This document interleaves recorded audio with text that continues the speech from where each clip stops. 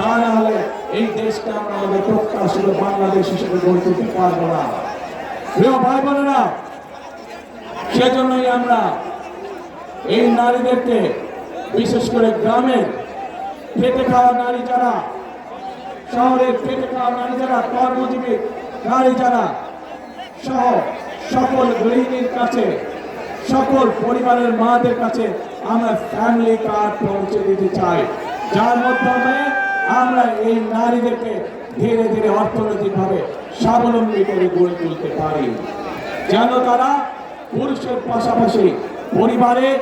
সমাজে, দেশে অর্থনৈতিকভাবে শক্তিশালী ভূমিকা রাখতে পারে। প্রিয় ভাই বোনেরা, আসুন এবার থেকে ওই যে গুপ্ত সংগঠনটির কথা বললাম, যারা বাংলাদেশের নারী সমাজকে অপমানজনক শব্দ ব্যবহার করে, আরেকটি ঘটনা বলি, তাদের আরেক নেতা, যার বাড়ি কিনা কুমিল্লা জেলায়, সেই নেতা কিছুদিন আগে তাদের এক দলীয় সমাবেশে বলেছে তাদের কর্মীদেরকে যে 12 তারিখ পর্যন্ত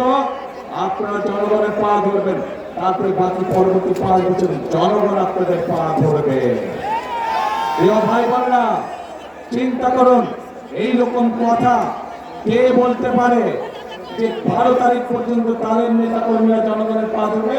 তাহলে 12 তারিখের পর থেকে জনগণ তাদের পিছিয়ে পিছিয়ে ঘুরবে, জনগণ তাদের পা ধরবে।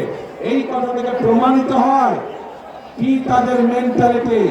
কোন পর্যায়ের মানুষ হলে তারা জনগণকে এরকম তুচ্ছ তাচ্ছিল্য কথা তারা বলতে পারে। প্রিয় ভাই বোনেরা, এইসব লোক যদি নির্বাচিত হয়, এইসব লোক যদি দায়িত্ব পায়, তাহলে আজকেই আমাদের কাছে পরিষ্কার হয়ে যাচ্ছে যে জনগণের ভাগ্যের কি দুর্বিষহ অবস্থা হবে, দেশের মানুষের ভাগ্যের কি দুর্বিষহ অবস্থা হবে। যাদের মনে এই কথা, যাদের মনে এই কথা এবং মনের কথাই বেরিয়ে এসছে তাদের বাস্তবে, কাজেই প্রিয় ভাই বোনেরা, এইসব গুপ্তদের বিরুদ্ধে আপনাদেরকে সতর্ক থাকতে হবে, সজাগ থাকতে হবে। যারা দেশের মানুষকে সম্মান করতে জানে না, যারা পরিকল্পনা করে রাখে যে 12 তারিখের পর থেকে তারা জনগণকে নাকে দড়ি দিয়ে ঘোরাবে, তাদেরকে উচিত শিক্ষা আপনাদেরকে দিতে হবে। প্রিয় ভাই বোনেরা, এইসব গুপ্তরা সেই 86 সাল, 71 সাল ইতিহাস যদি আমরা সব সময় যারা দেশ থেকে পালিয়ে গেছে তাদের সাথে সব সময় এই পাশ ওপাশ তারা ছিল, তাদের কাছ থেকে দেশের মানুষ ভালো কোনো কিছু আশা করতে পারে না। প্রিয় ভাই বোনেরা,